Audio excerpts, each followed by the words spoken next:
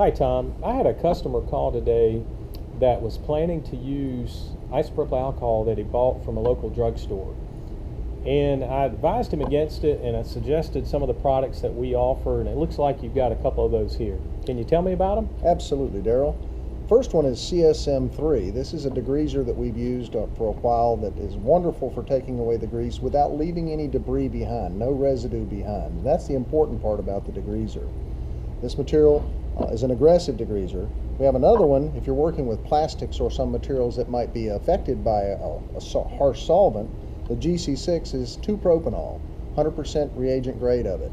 So what would be the difference between this isopropyl alcohol and something like that customer that was planning to get it at a local drugstore? Well, if you run down to your local CVS pharmacy and they give you isopropyl alcohol, it's going to have about 30% water and some other contaminants in it that are not compatible with strain gauge installations. So no, don't run down to Walmart or Walgreens or wherever and buy isopropyl. You need to use a reagent grade, and our GC6 meets that bill. I got you.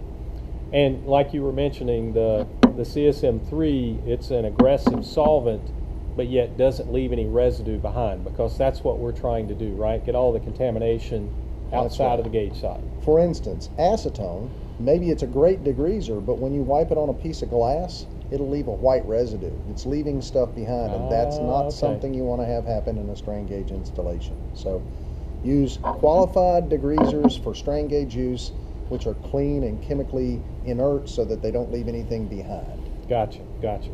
Well, great. Well, thanks for the advice.